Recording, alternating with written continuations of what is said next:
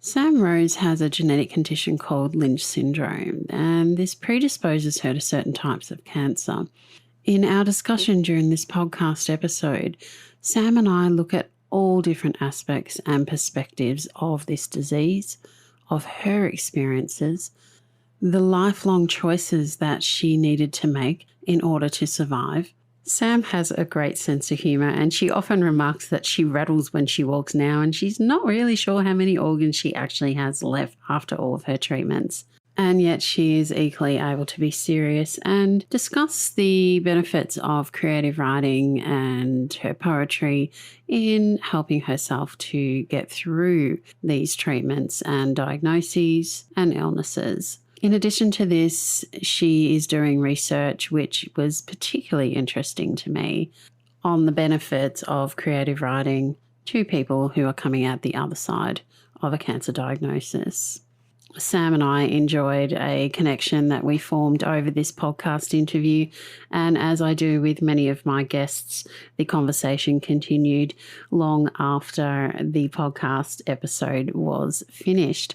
We had a few little technical issues and glitches happen in there, but we got through it. And like the survivors that we both are, when we were cut off mid-sentence and had to restart the app and continue the recording, we just kept going and picked up where we left off.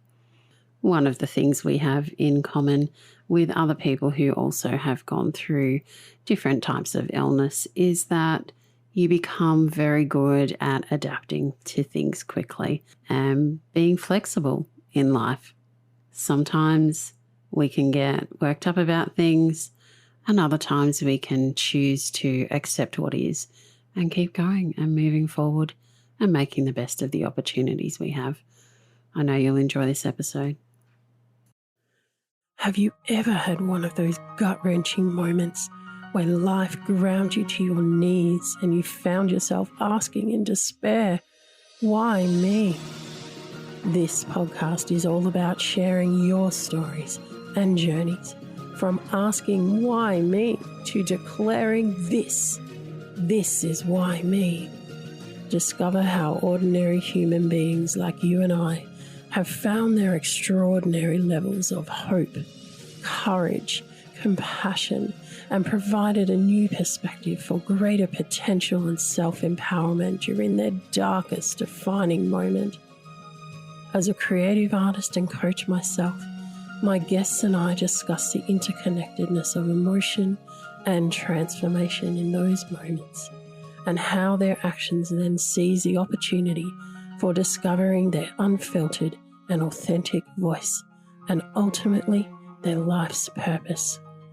I invite you to join me each week as we share insights into how adversity can be turned into a unique advantage. Today's guest is Sam Rose. She is a poet, writer, music lover, Buddhist, and cancer survivor. Sam is currently researching for her PhD in how creative writing can have emotional and mental health benefits for people who have come out the other side of a cancer diagnosis. This is a short poem Sam wrote called Superheroes. Superheroes don't wear capes. They wear pajamas or hospital gowns. Sometimes frowns more than smiles. Heroines are made from being partially naked in front of strangers who poke and prod and murmur and nod. Champions are diagnosed and delegated these roles, and in the end, still may say, I'm not strong. Welcome to the WhyMe podcast, Sam. Thank you very much. Thanks for that introduction. I never actually heard anybody recite one of my own poems before, so that was lovely to hear. Oh, I hope I did it justice. I was almost going to ask you to read it, but I thought, I'll read it and see what you say. Yeah, I love that. Oh, that's great. Tell us about one of those moments where you asked, why me? So I'll start by giving you a bit of background. As you said, I am a cancer survivor. I've actually had cancer 3 times. Wow. The first one was in 2010 when I was 22. I had colon cancer. So I had an operation. I had a colostomy bag fitted, and then what they do is they can give you another operation afterwards, where they create they call it an internal pouch, which is it's like they make a makeshift large intestine out of part of your small intestine. It means that you don't have to have the colostomy bag anymore. So that was in 2011. And then it was sort of ongoing tests and checkups for a long time sort of afterwards, and that's still continuing, because we found out that I have a genetic condition called Lynch syndrome. Okay. Which it means that you're more susceptible to getting certain types of cancer. So that's why my sort of pathway for checkups and scans and things might look a little bit different to other people who have had cancer, because my risk is greater and sort of ongoing. So there has always been very much a sort of a cycle of fear of recurrence, of being anxious about checkups, and then going to the checkups and then waiting for the results, and then sort of this calmness, it kind of comes in ebbs and flows, this kind of emotional journey through it. And then in 2018, I was diagnosed with uterine cancer and also duodenal cancer. At the same time? Well, one day after another. Oh my goodness. Yeah. So I had an MRI for something completely unrelated. Had an MRI for an abscess, which picked up kind of abnormalities in my womb.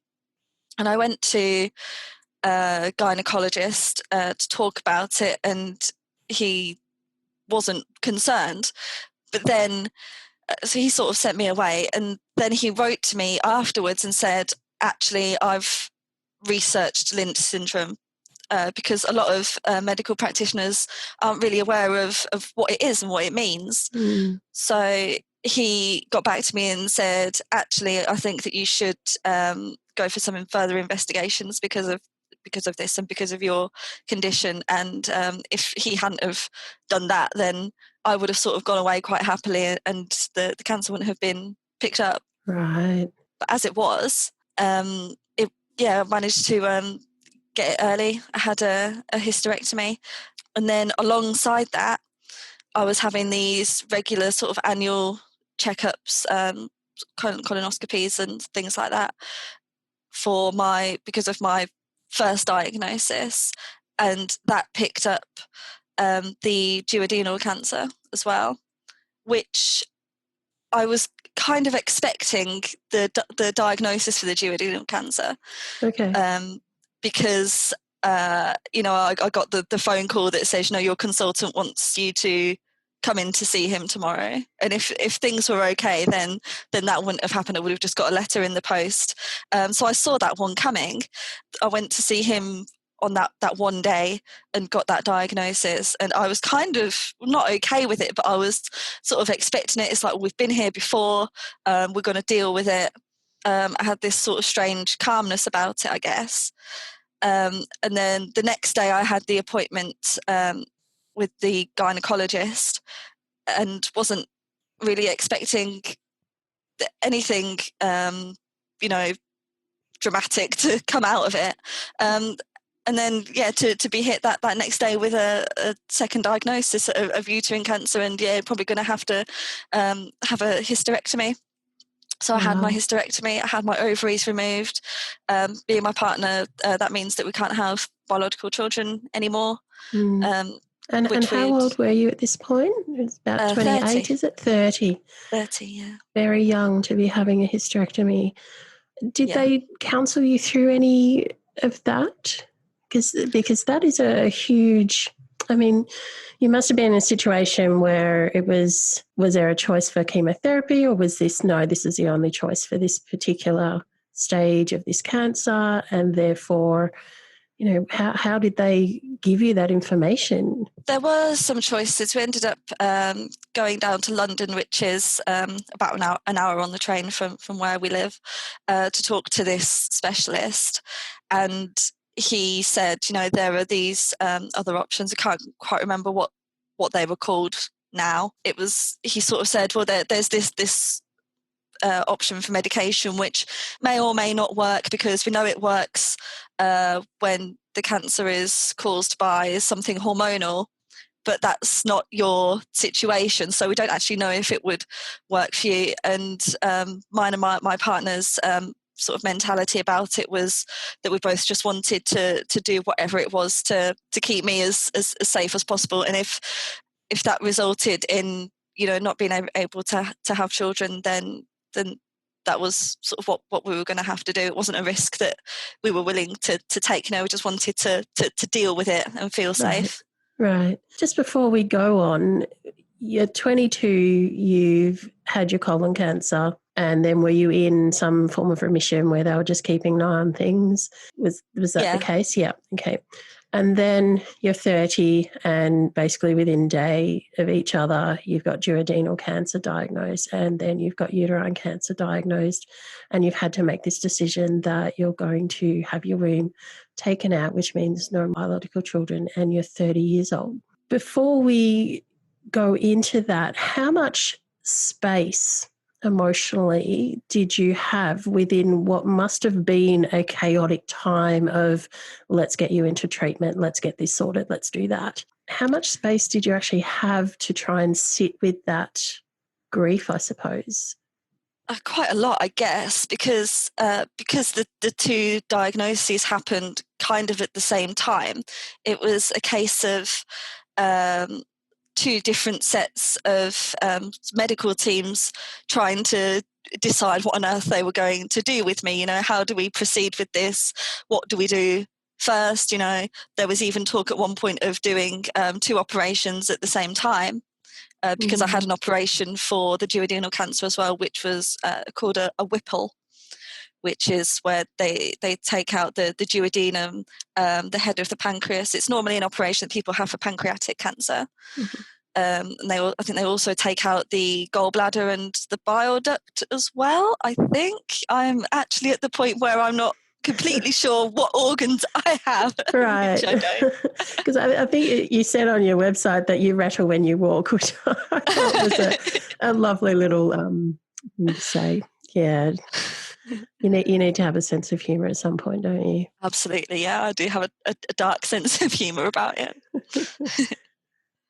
So you've actually lost quite a few organs and parts of organs. Yeah. How long did that process take of recovering from those two operations, and where did you decide to go in your life after that? So I had my diagnoses in May 2018, and then the hysterectomy happened in September, and the Whipple surgery happened in November. So yeah, there was that sort of period of a few months where they're sort of umming and ahhing, and we're not really sure what's going to happen. The hysterectomy didn't take too long to recover from. I guess I was pretty much recovered from it by the time November came around, and it was time to sort of go again. And then after the Whipple was very, very hard to recover from. I ended up going back to work in February, so it was about a 3-month recovery time for that. It was a long slog. Yeah. And then afterwards, I guess I just wanted to fill up my life with everything but the kitchen sink. Yeah. So me and my partner wanted to move house, so we were keen to sort of get that underway. I wanted to go back to Florida, where I've been a few times. It's my favourite place in the world, and I wanted to take him because he'd never been. So I ended up booking that. Didn't end up going because it was supposed to be this April, unfortunately. Okay. COVID got in the way of that? Yeah. Yeah. Very, very disappointing. But then I guess it was sort of not too long after my recovery that I decided that I wanted to do a PhD as well. Mm. So you had completed your master's in creative writing, is that correct? Yeah. Yeah. So what made you get into creative writing in the first place? When did you start getting interested in that? Well, I've always been a writer in some form. I think probably since I could pick up a pen, or like maybe even before that, I was always sort of creating stories in my head and playing, and then and writing. I guess when I was a kid, I was writing short stories, and then moving sort of more into teenage years, I started writing song lyrics, very song lyrics about all the sort of things you'd expect a teenager to be writing about, arguments with friends and crushes on boys and all that sort of thing. Yeah. Very angsty, terrible. But then that led me into poetry. Right. So I guess when I was about 16, I started writing poetry. And sort of submitting it to literary magazines, trying to get it published, and also off and on working on novels and things as well. And especially since my cancer diagnosis, working on more non-fiction, more sort of memoir type things. Guest blogging for different cancer websites as well, and working on my own memoirs. And do I remember correctly that you won an award for the best cancer blog in 2017? I did, yes, from ihadcancer.com. Yeah. So how did that come about? So they were sort of just running something where you could nominate a website for it, or you could nominate your own website for this award. So I just put mine forward, and yeah, got into the top 10 for that, which was great. That's fantastic. That is quite an achievement. I would love to know your motivation behind starting that blog. A lot of people who are going through trauma, let's call this trauma, they struggle to talk about it. How did Yeah. you overcome that and put that into your poetry and your writing and your blog? I guess it's just something that sort of came naturally to me. I think that writing is it's a way for me to be. I've always been very introspective. I like to kind of think about why I do things. I guess I like to analyze myself. I'm quite interested in psychology and things like that. So yeah, I guess it was never really a question of if I should or not. It was just something that came naturally, and I've had some blogs before now as well that have sort of come and gone.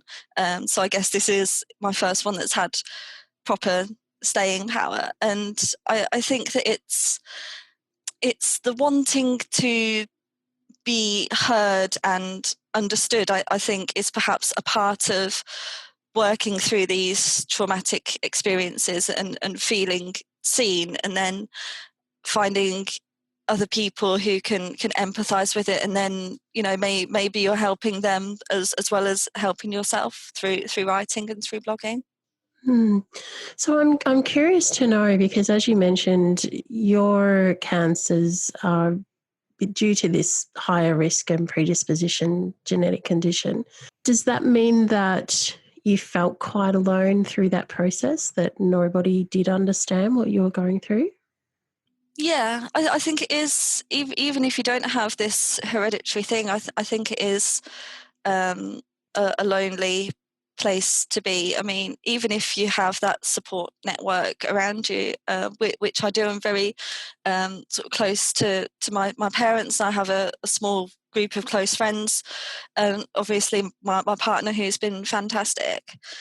Even though you have all these people around you, they're experiencing your illness in a different way to how you are. Yeah. That they're not directly on the receiving end of it, even though their experiences as caregivers are still very valid. You still feel alone because you are the only person in your close network that this is actually happening to. Yeah. And I think you bring up a very valid point there about the perspective. When you're going through something yourself, you know what you're feeling. Other people can only see how you're responding or reacting or not reacting to things. And having that outside perspective doesn't always help those of us that are actually going through something. Did you find through your blog that people were reaching out to you and wanting to connect? Not so much through my blog, really. I don't have a very big sort of following on it, but through Twitter, I've found a wider cancer community. And then through events. So, for example, there's an American organisation called Stupid Cancer, and they have a conference every year. And due to coronavirus, this year it was digital, which was really good for me, actually. So otherwise I wouldn't have been able to go. Yeah. So that there was this event, and there's been other webinars put on by Stupid Cancer and by other organisations, mostly sort of in Zoom. So you'll have somebody sort of giving a webinar, but then in the chat at the side you'll have people talking, and you can find a real community there, just partly because there are people there who understand, and we've had similar experiences, but also because it just feels so natural and so normal. You know, you're not talking to somebody who doesn't sort of have an experience of it. You know, you're talking to other cancer survivors about your experiences like you would talk to your neighbour about the weather. Yeah. It's just and that's what makes me feel less alone when I can get involved in that community. So there's that common knowing. So those unspeakable, I get it. Yeah. Yeah, it's so important, and such a part of connection that helps us to get through things. And listening to you speak, I feel like there's the adversity of the physical part of the cancer, and then there's the adversity of feeling alienated and having to find that community of people who have that knowing, have that understanding, where you don't need to explain a lot of it and you can just get down to sharing your story. Do you think that in some way having to go through that process has changed you as a person? Yes, absolutely. I mean, people say don't let cancer define you, but I think it does, and I don't think that that's always a bad thing. You know, I think that if you I guess if you're thinking about it constantly and it's sort of consuming your every waking moment and every thought, then yeah, that can be a problem, especially if, I guess it depends on your perspective. You know, if they're all sort of negative thoughts. I mean, I do spend a lot of time thinking about cancer because I decided to do a PhD in my cancer. Yes, you did. And when I chose to do that, I wasn't sure if that was going to be a good idea to sort of be constantly thinking about it. Right. So whether it would be like a cathartic type of healing or whether it was going to put you further down into that difficult space. Before we talk about your PhD, because I'm very interested in hearing about your research, because I personally have gone through various disabilities and chronic illness and still do. And so I'm very interested in that link between the emotional, the mental health, and creative expression. But before we delve into that, one thing that we haven't spoken about yet is your own mortality. Now, you've had 3 types of cancer here. Were there, I mean, I don't know the risks of death with the types of cancer you had. What were you told about that? I mean, you must have spent time having to work out, you know, am I going to survive or not? And what does that mean for me? What does that mean for my people, my inner circle, if I'm no longer here? How did all of those internal discussions work with you? How did you get through that? How did you raise that? Did it bring you down? Were you able to work out ways of managing it? It's got to be a very difficult thing to navigate. I myself have had to acknowledge my own mortality a number of times because I've had a number of situations where I've nearly died and wasn't supposed to have survived. So I do understand that process. But yeah, I'd just like you to share what that was like for you.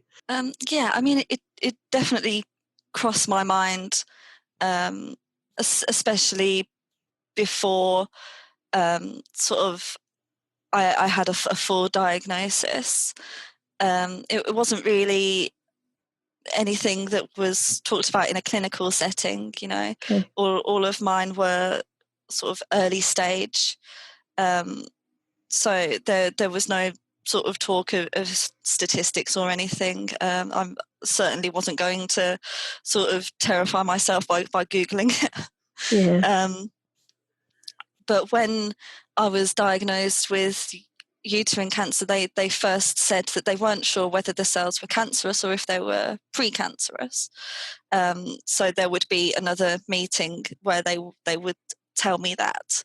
But I guess my head, I had already decided that they were probably cancerous, and even if they were only precancerous, that was still bad because you can't just leave them there if they're precancerous. So, you know, something was going to happen. Yeah. And then I went to this appointment where they told me that it was that they were cancerous cells. It was early stage cancer, and I was relieved because in my head, you know, it was like, well, what if it's not precancerous? What if it's not early stage? What if it's stage 4? You know, what if this is, you know, what if this is a much bigger problem? I'm going to need chemo. I've never had to have chemo. But yeah, I think that they looked at me like I'd fallen out of a tree because it's, you know, this isn't good news. Why are you happy that you have early stage cancer? Yeah. I'm just relieved that yeah, exactly. Already, just from the talking that we've had, it's obvious that you have a good sense of humour. And I think that is so important when you're going through really difficult medical situations like this. And absolutely. Yeah. I know I tell people, I think being able to laugh at yourself, and I have a friend and she's always laughing at me because I'll start to tell her a story and I'll start cracking up. She says, you're the only person I know that cracks yourself up. And I'm like, yeah, I know.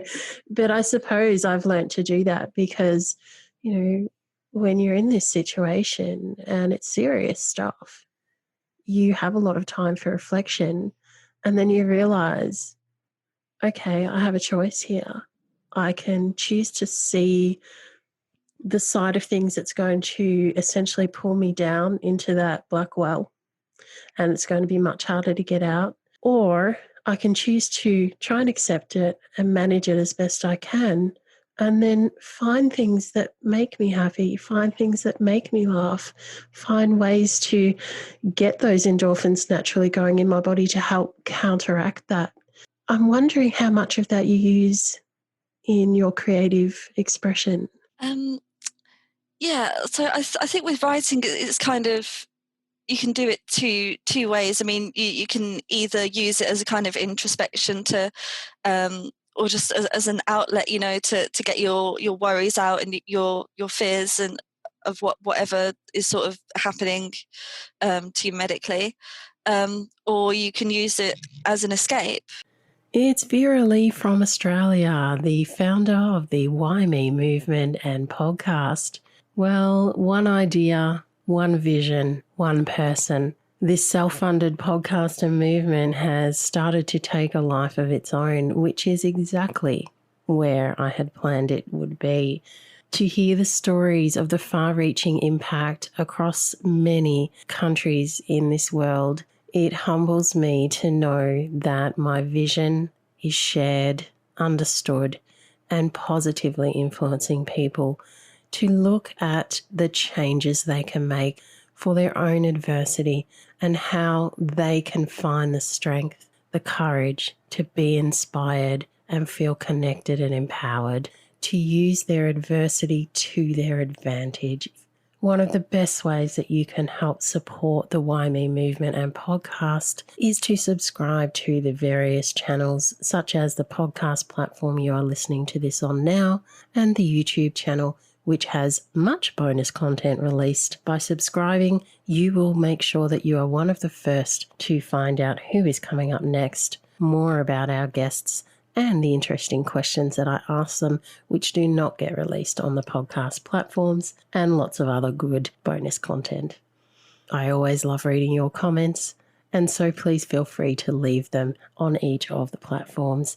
The beauty of social media is that you can easily share single episodes or any of that bonus content from YouTube onto your own social media platform with your friends, which helps to bring this positive, inspiring message to far more people, allowing you to be an active participant in the WhyMe movement and vision. On Apple Podcasts, it always makes a big difference if you can leave a rating, review, and subscribe to the show. Let's get back to today's story. I think that in my research, I've sort of started to realise that both of these ways of writing are a way of self-care. Yeah. You know, that there is that kind of, yes, it's great as an outlet, but I've spent 10 years writing about cancer. I'm ready to think about something else now. Yes, So. I get that too. Yeah, that's it's a very wise perspective, and it's a lived-in experience, I can tell. And yes, after 10 years, I can imagine that a little bit of variety is good. Yeah. So I'm just going to go back to your poem, The Superheroes Don't Wear Capes, They Wear Pajamas and Hospital Gowns. Just that line in itself is so telling of not just cancer, but all sorts of things that people are fighting and all sorts of situations. How did you go about starting your research in the link between emotional well-being, mental health, and surviving cancer?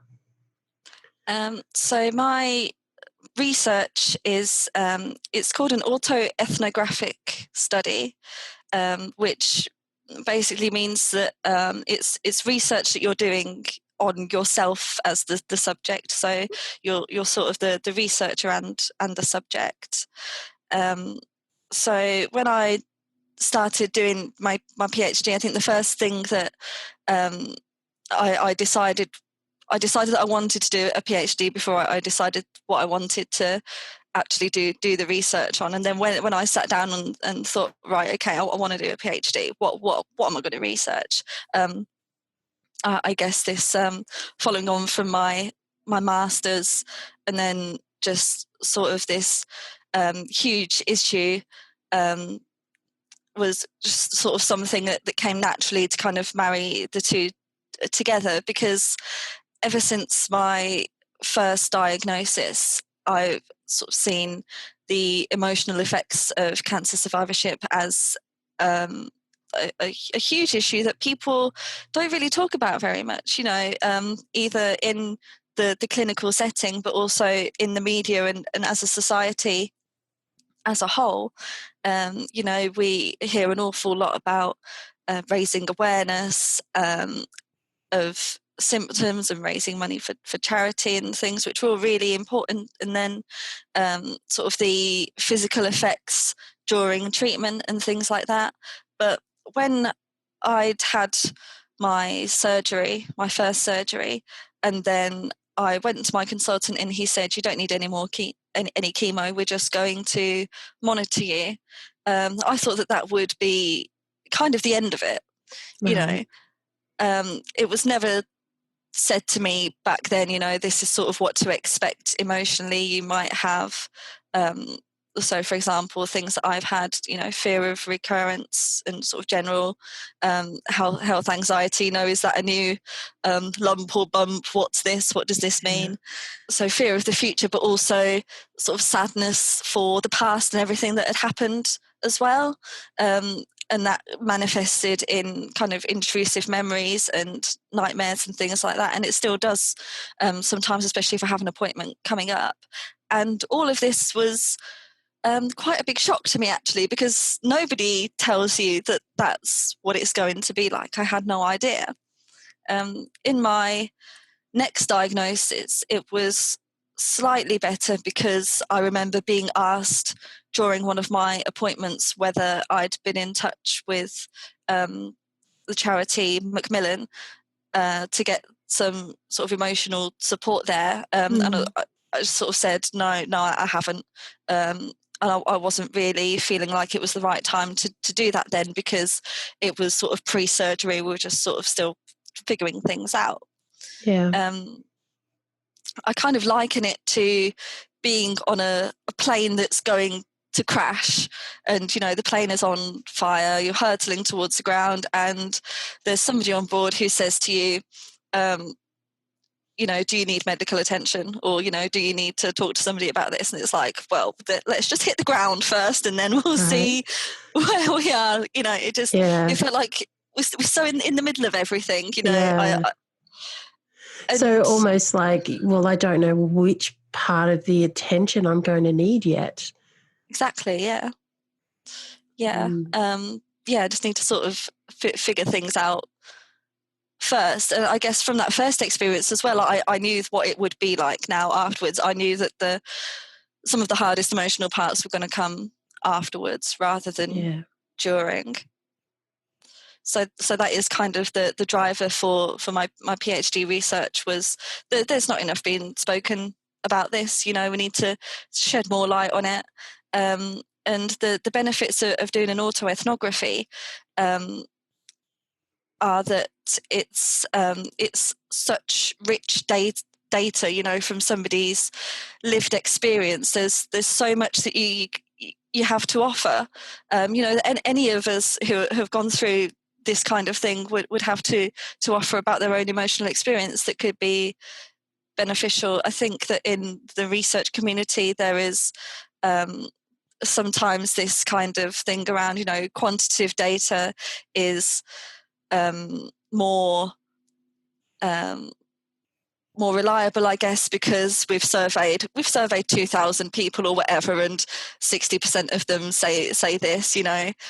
I think we'll think that's more reliable data than just looking at the one person. Yeah, it's that qualitative and quantitative. And when you're doing this data about your lived-in experience, there's nobody more qualified to talk about than you. Absolutely. And you know how to get every little ounce of what you've gone through into that research as well. It's a very interesting distinction, and I think it's fantastic that you're doing this, because I too, I went through my Bachelor of Applied Science at university, and I considered doing my Master's and PhD back then, and I decided that I was going to wait and go into the workforce first. And then a whole heap of other events happened and I never got back there. But I understand that view of the statistics, and I understand the size of your core group when you're researching, and how they love having as many different experiences in those figures to look at the median data and the averages and all this sort of stuff. But I think it is so important to have a balance. And it is so important for people like yourself to be really looking deeply into this, into your process, into the links that you have experienced. And will this, and I'm hoping that it will this lead into perhaps other research of more people then, so that you can look at both? You can have your experience and then hopefully have other people sharing their experiences in a similar way, so that you would eventually end up with both? For my PhD, it will just be sort of for looking at myself. But I think when I've finished my PhD, I'm not going to want to stop researching. I'm not really sure where it's going to take me. I mean, I have a full-time job at the moment in digital marketing, which is great, but I really feel like I've found my passion here, and what I'm supposed to be doing and just sort of being back in academia in general. I remember going about a year ago when I had my induction for my PhD, going into the seminar room and just like listening to the tutor talking about what we were going to be embarking on, and just feeling this sense of this is where I'm supposed to be. That's a great feeling. Absolutely, it's wonderful. Yeah, it is so important to have passions in life, and if we are able to create some sort of sustenance out of those passions, it is a beautiful balance to have. And I know that for myself, I too have a day job, and I love my day job. However, with COVID, I have an extra 3 to 4 hours where I'm at home, where I never used to be. I'd be out doing lots of different activities. And so I made a distinct choice that I was going to tap back into my passion of creating the artworks, and my passion of personal development, and my passion of connecting to people. And so that is how this podcast came about. I've actually always had a vision to do something like this, to integrate those areas of myself that for me makes perfect sense to be telling people's stories. Yeah, I always had an idea that I was going to do it on radio, but the timing never sat right. I was sort of never able to do it with my jobs. And in a similar way, as soon as I've started operating my passion, I'm like, wow, this is so important and so needed, and so many people are taking notice and saying, wow, you really need to be doing this, because when you operate out of your passion, it has such an impact on other people. I found this situation that you're in, you could have chosen to have not followed down this line. You could have chosen to have said, you know what, I've had the cancer, I've had the treatment for it, let's just get on with my life. But you've chosen to be introspective. You've chosen to look from a different perspective. You've chosen to share your experience with others. You've chosen to connect with that community. And I think you are a perfect example of someone who has gone through adversity and really looked at how you can use it for your advantage. Was that a conscious decision for you? I'm not really sure if it was, to be honest. I mean, like I say, sort of writing just comes sort of, it was just such a natural decision for me to make, to what I've been through. And I think cancer has been such a huge and consuming event that it would be impossible for me to not write about it. And I think it would also be difficult to just sort of put it in a box, I guess, and say this has happened, now let's move on, because I do have sort of so many like different checkups and things. I guess there is an element of kind of, instead of avoiding it and ignoring it, let's lean into it. Yeah, well, whether it was a conscious decision, I don't think it particularly was. I think it's just something that's naturally happened. Yeah, I love that. And I can feel that organic nature in you, that it's just what you do. And I get that too. I'm very much that way myself. Or I was, up until COVID started, when I actually made a conscious decision. Which I think is a blessing that not everybody has or sees in those moments. And I honour you for being able to just embrace who you are. And that is such a wonderful thing, to be confident, to know that you can write, you do write, and that it makes natural sense for you to progress to writing about these massive things that have happened in your life. Are you looking to publish a book or anything like that? Yes. So there's a few things that I would like to do. So I would really like to get a poetry collection published, which I have sent out a couple of times. haven't sort of had it accepted anywhere yet, but it is with somebody at the moment who I think it's a good fit for, so I'm really hoping that they're gonna like it too. So that's sort of all about my experiences from my first diagnosis. And then after my second and third diagnosis, I wrote my memoirs. So that was from my first experience in 2010 up to sort of the end of treatment in 2018, 2019. And I submitted that somewhere. It got declined, although they did sort of ask to see the full manuscript after I'd sent sort of the first 3 chapters. So it was maybe a not at the moment, but let us see more. Yeah. Oh, that's good. That's promising.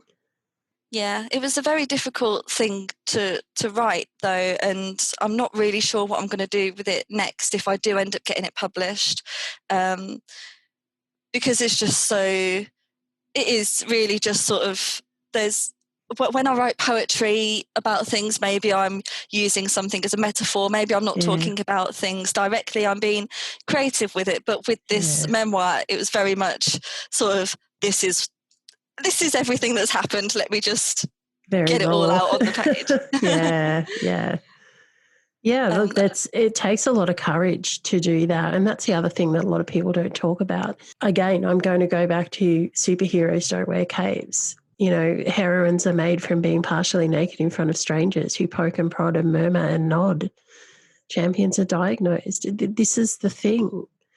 We need to find that strength in who we are in those moments, to have the courage to feel that fear and walk through it anyway, because what other choice do we have? Yeah. And I think that's interesting as well, touching a little on sort of identity and how we see ourselves. I think it's also a very difficult issue because just going back to the whole, don't let cancer define you, which it does. And you asked if these experiences have changed me as a person, and I feel like they have, in positive and negative ways. I found this sort of calling, I guess, and this kind of wanting to be an advocate,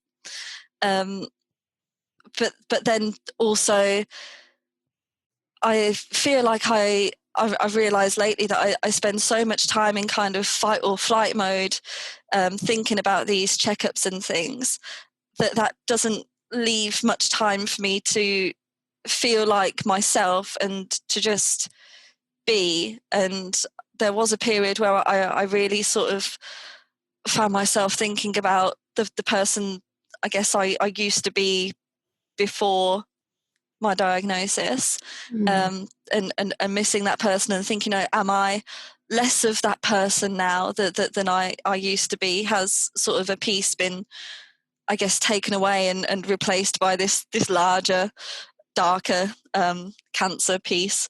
And what is your response to that?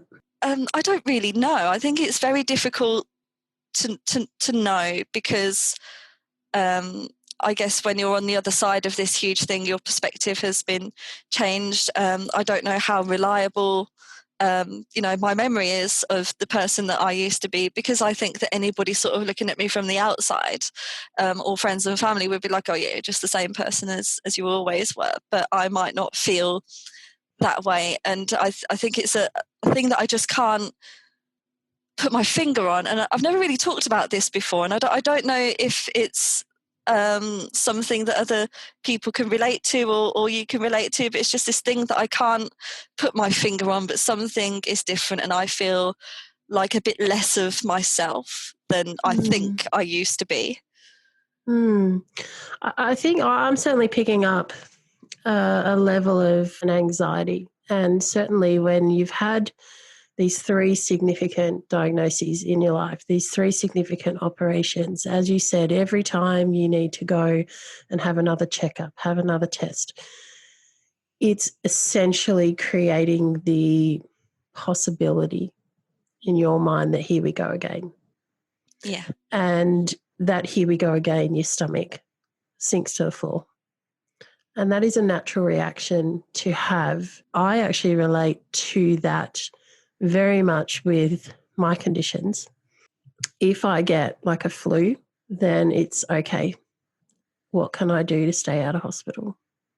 Because I've been here before many times. I know how this goes. So it's a matter of me then trying to say, okay, rather than predict that this will be a time where the past is going to repeat itself, I make a conscious decision to go, you know what? Just look at every moment. And for me, it's focus on every breath in and every breath out.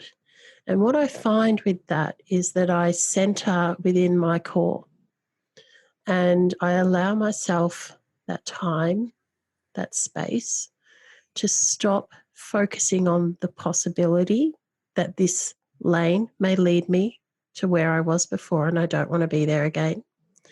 And instead, I focus on the present moment. And being able to do that, it helps to center both my emotions and my mind. And I stop predicting into that fear. And what that does to me as a person is it allows me to be with myself in that moment. And you can't see with the camera, but I keep doing this action around just sort of above my belly, because for me, that's where I feel it the most. And I find that when I get back in touch with who I am, I'm getting in touch with that inner warrior, that part of me that did the fighting for me when I couldn't do it myself anymore. And for me, that was going through a coma that I wasn't supposed to survive. And I wasn't there for those days. I don't have any recollection of it, but I know that inside my warrior was fighting for me, fighting that physical battle. And so whenever I'm in that situation, that's what I do. I recenter, I ground. Whenever I'm in that situation, I reground myself and I go quite deeply within and I sit with that. And through that, through feeling that energy, I feel more whole than I do at any other time. And I really believe that it's the anxiety and the fear that's creating that feeling of missing some part of you.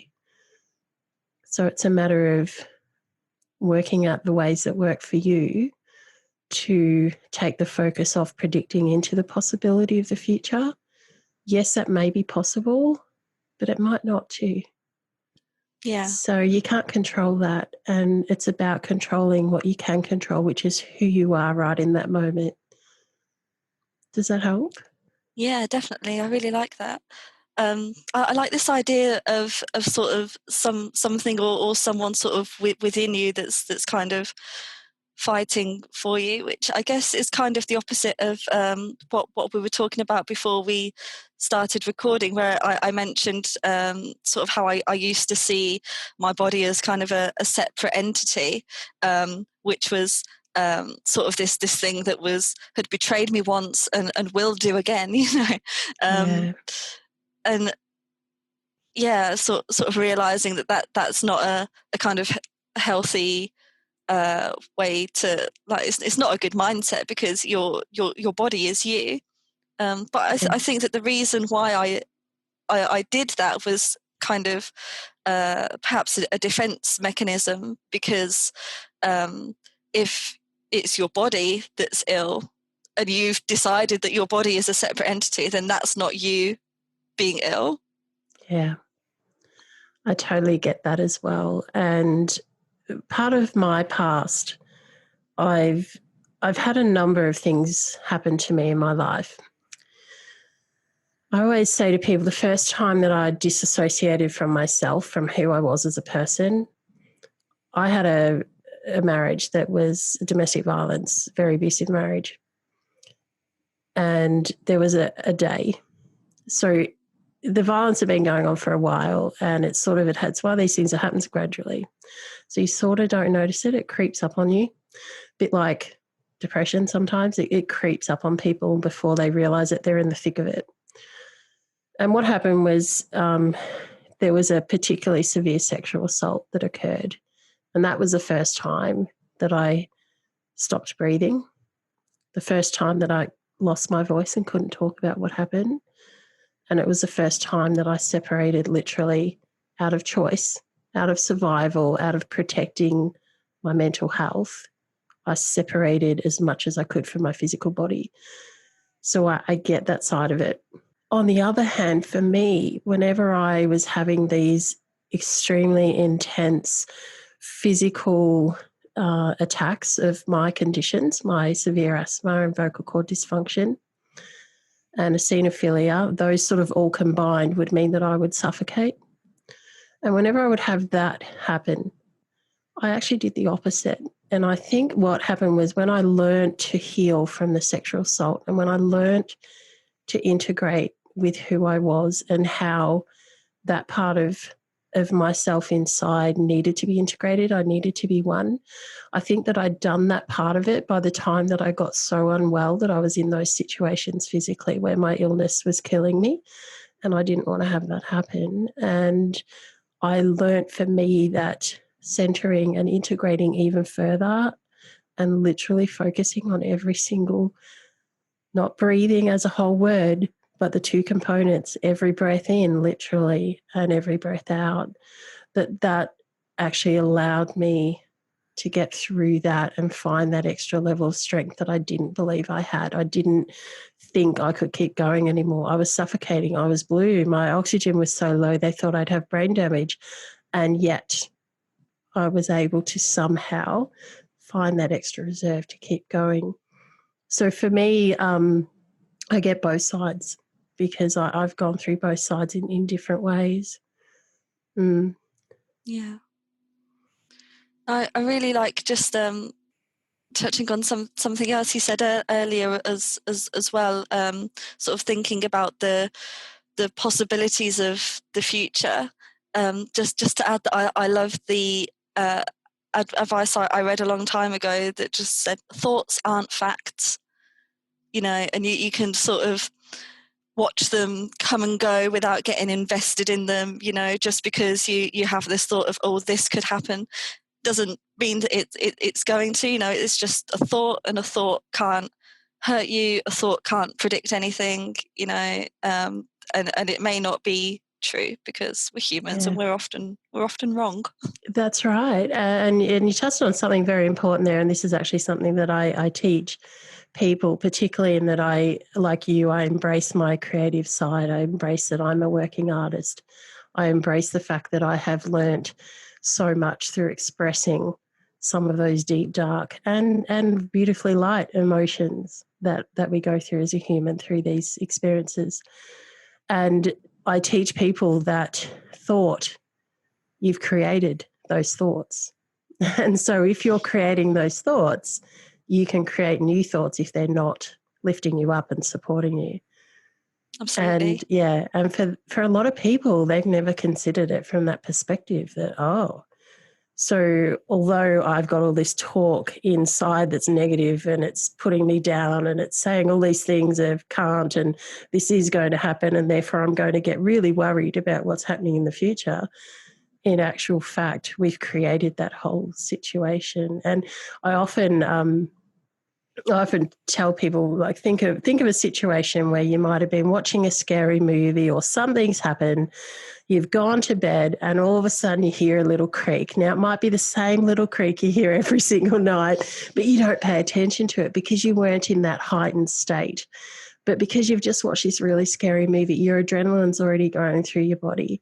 You're already in a heightened state. And so you're like, oh, what was that? And then it's like, oh, did I lock all the doors? Oh, my gosh, what if someone's breaking, and it just catapults from there. And you find yourself, if you notice, most people don't notice, but if you actually notice to what's going through your body at that time, you might be shaking. You most definitely are a lot more awake and alert. You might have sat bolt upright in bed. You may have even gotten up and run to check if the front door was locked or open. And so we have created that whole scenario because we've projected what may be happening in that heightened state. And that's another reason why I teach people to really center very much and very deep into themselves when they're going into that line of thinking, because it brings it all back and it calms your body, calms your nervous system, and you actually can control that for wherever you are, whatever's going on. And I attest that many of the reasons that I've survived when I was able to feel my body dying, which is an awful thing to have to feel and experience, and it's happened many times. And every single time I had a choice to panic, and I did panic. There was one time I panicked, like I full on panicked. And I realised from that experience, it made it so much worse. And when we're talking about someone who's suffocating and not able to breathe properly, when you panic, what happens to your breathing? It goes right up there. And so my heart rate, my breathing, everything was trying to increase and I couldn't do it. I couldn't physically do it.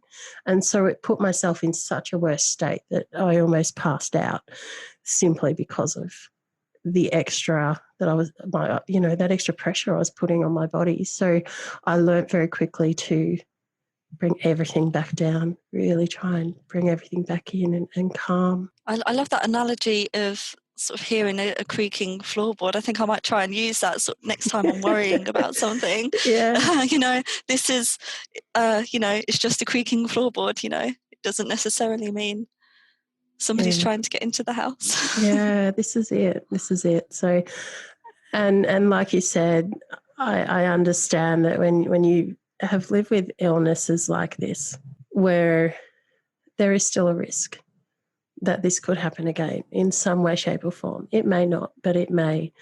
In our unconscious mind, it puts us in a slightly heightened state. It is very easy to go back into that fight or flight mode.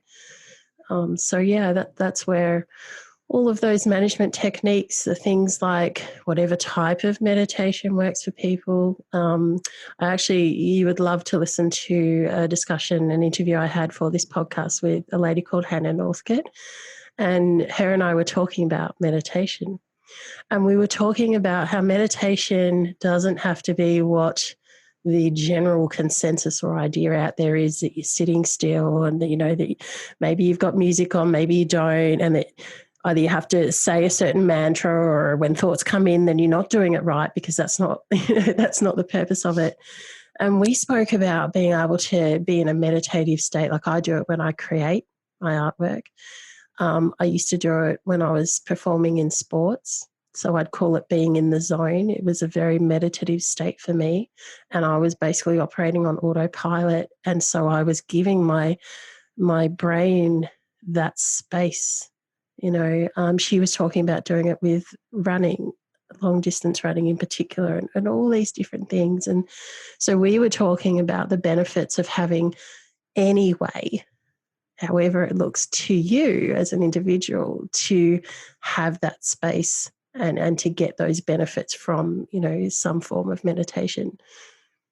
Yeah, and I think that creative writing can really help with that as well, and be a form of meditation in a way, whether you're sort of thinking about, your illness and trying to extract meaning from it, or whether you're just, in your garden and you're writing about the flowers, or, something in nature, or something that makes you feel peaceful. I think that there's the act of sitting down and deciding you're going to make time for yourself to write can be hugely beneficial, and can also be a form of meditation. Absolutely. Yeah. And personally, I find for myself and a lot of the women that I've watched go through trauma recovery, that it's that outlet a lot of the time for emotions that as women we might not feel comfortable getting those emotions out in other ways. So I know one of our counsellors used to say, go and grab a pillow, put it over your face and go out in the backyard and scream. Scream, scream, scream as loud as you can and as long as you need. And personally, I never did that. For me, it didn't help. I tried it once. I was like, that didn't help for me. But for so many of the other women, it did. For me, I got that out in really dark artwork. And some of that artwork is my favourite. not because of the darkness that it represented of what I was going through, but because I made something beautiful out of a really shitty situation, you know. And so for me, it was that transformation process, and it was getting it out, and it was using my body. So creating action with my body to allow my body to speak as well. That was a huge part of it. And writing is very much the same, that you're doing the physical action of emptying your brain, emptying those thoughts, you know. One of the reasons why journaling is so popular and so many people attest to the need for having some sort of journaling process for people. Do you journal as a writer? Yeah, so do you do any journaling to write, or do you write to journal at all? Yeah, I don't really do so much journaling. I guess when the mood takes me, I might do something called a free write, Mm-hmm. which is where you literally just get I like to use a notebook because it just feels more physical and more organic for me, and literally just start writing anything. Don't really think about what you're writing, and just keep going for like set a timer if you like for 10 minutes or so, and just see what comes out. And I guess that can sometimes be a form of journaling, where you can start it off that way, but it does lead you down some very interesting creative paths that you might not normally find yourself down. You might look back at it like a week or so later and be like, what on earth was I thinking here? How did that come out? Yeah. Yeah. But Yeah, in terms of sorry, you go. Sorry, just in terms of sort of sitting down to sort of write in a diary, I guess isn't something that I do on a regular basis. Yeah, I know lots of people who write gratitude journals. I know lots of people that write diaries, if you like. And then I know lots of people who, in the Julia Cameron Artist's Way form, would write morning pages, which sounds very similar to what you just described, where she says you write 3 pages, you just empty your brain. You don't think about what you're writing, you just empty it all out there. And so you're essentially allowing your subconscious to talk. And sometimes your subconscious brings things up. Yeah. And it doesn't always make sense at the time. Yeah, I know that with some of my favorite art pieces, I've created them in that way, where I've just gone into a zone and it's just sort of happened, and it's almost like I'm a witness to it all. Not that I'm actually creating it myself, which is a very surreal experience, but it happens actually to me quite a lot. And I often look back at those pieces and I'm like, wow, where did that come from? I don't think I could duplicate them.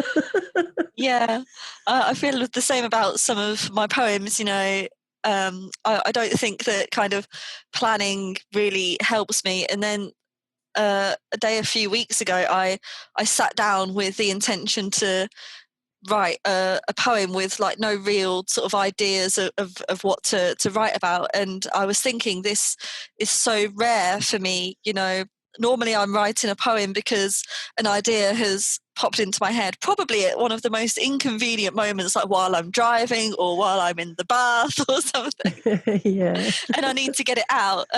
It's so rare that I actually sort of plan my writing, you know, and I think that does work really well, and that may be like some of my best pieces are when it just happens naturally without that sort of planning or forethought. Yeah, I tend to agree with that. I do a fair bit of writing as well, and I've always found that if I just let the process happen, if I trust the process, then Yeah. whatever needs to come out will. Yeah. Yeah, and very rawly so, which is really important when we're talking about being authentic to ourselves. It's important not to censor that. Yeah. Yeah, I Yeah. agree. And actually, as part of my PhD research, so I started off with the intention of I'm going to write poems. So my end thesis will be So it's 70% of the creative work and then 30% critical commentary. So the 70% is going to be sort of a collection of work. And when I started out, that was going to be all poems. And then as my research has sort of progressed, and I've been writing these different things and talking to my supervisors about it, actually it looks like I'm probably going to be branching out more into what's called a lyric essay. Ah. So it's sort of, it's a much more flexible kind of form of writing. So it's kind of an essay, but it doesn't really have much of a set structure. You can bounce between different ideas. You can bounce between kind of prose and poetry. And I think that is going to be a really authentic way to write about my experience, because the ways that we understand a lot of things that happen to us, I think, it's not just, say, one long narrative story. It's much more fragmented. It might be something that somebody says that resonates with you.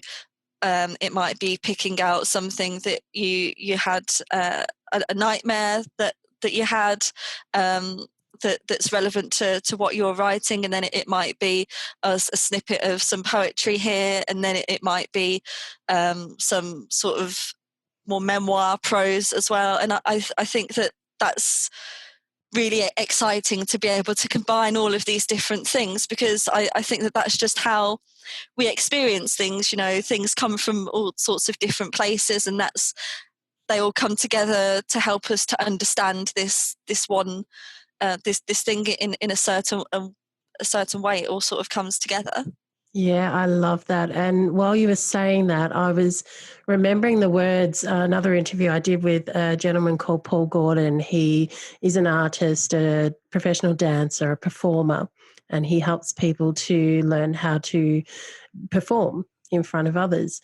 And he talked about the blend. And what he talked about with the blend was, I don't need to be just one thing. Life is not like that. We are a culmination of all these different things. And he talked about a sphere and pulling out a segment of that sphere as a metaphor for a part of himself to pull out, to look, to examine it, to go, okay, what little things do we need to change in there, put it back in, and then pull out another piece of that sphere, and eventually go through that process of looking at all these different components and parts to who he was in the world and who he wanted to be. And you've explained a very similar process there with that style of writing.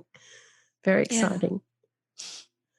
Yeah. It is, yeah. And I think as well, when you're writing, some of my pieces might be lyric essays, and then some of them might just be poetry. And I think it's having that flexibility as well to just go with whatever you think works best for that particular piece, and to not sort of constrain yourself. Yeah, absolutely. And language means so many things. We have physical language, we have visual language, we have what we hear, what we write, what we speak. There's so many different ways that we can communicate, isn't there? Yeah. And I think that writing really helps us as well as to talk about our lived experiences, because there is so much you can do with language. I think it really gives us a sense of control, because there is so little that I felt that I've been able to control throughout my illness.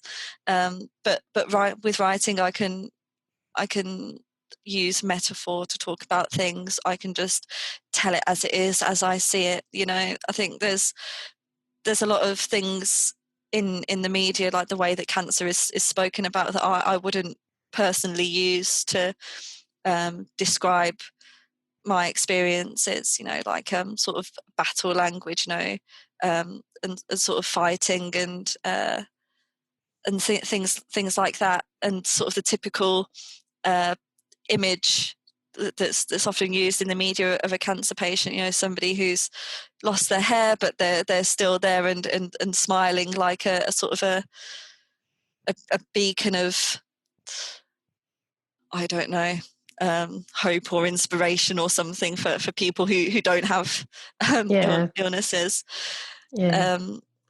Just things that don't necessarily resonate with me in the media, but I can turn to writing instead and create my own images with language and use my own metaphors and explain things in the way that I see them. Yeah, I love that. And you bring up a very important note there about, the media portrays cancer and a cancer survivor or patient a certain way. And like every illness, like everything we do in our lives, we all have our own way that we get through or don't get through. Whatever it is that we're trying to deal with and experience in our lives, it's always going to be a little bit different for each of us.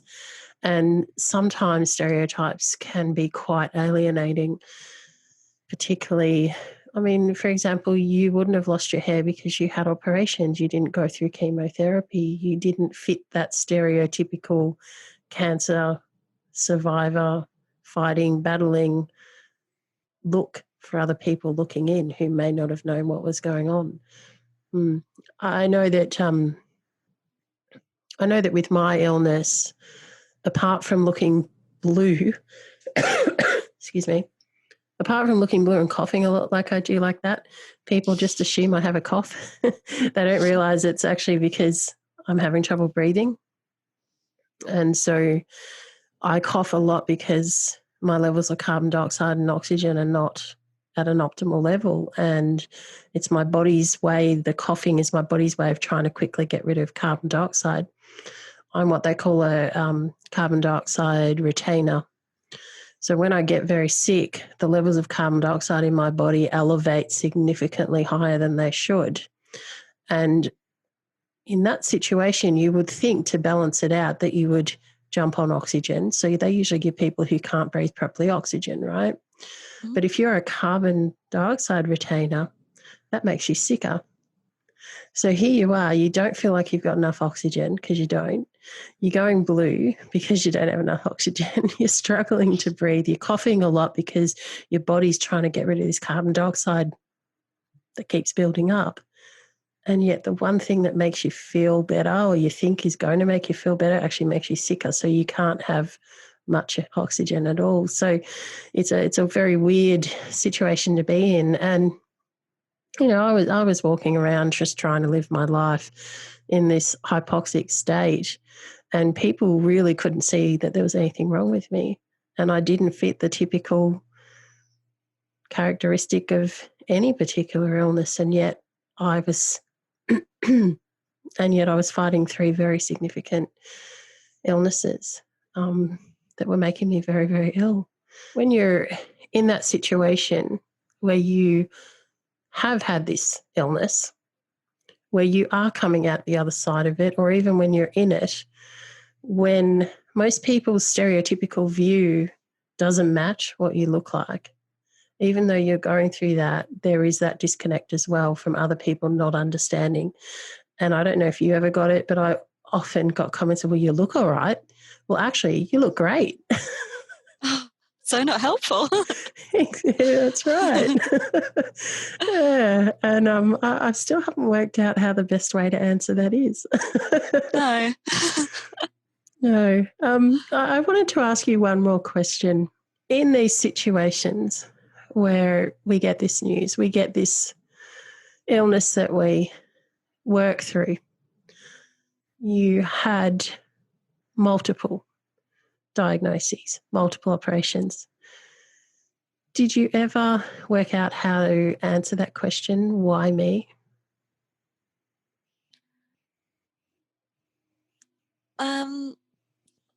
I guess not at the time. But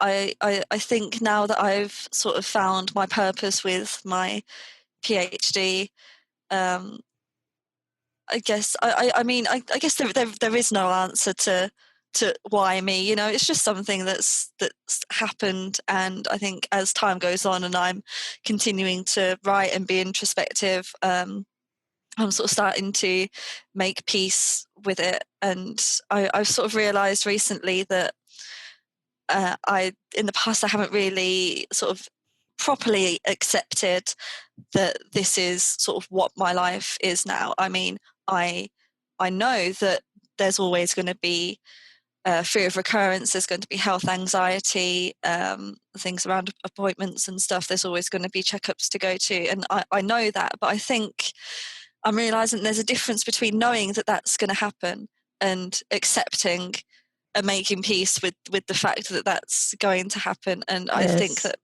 perhaps part of that making peace is not asking why me, because that I don't have an answer for that. It just is. The reason why it happened is like it's a hereditary thing.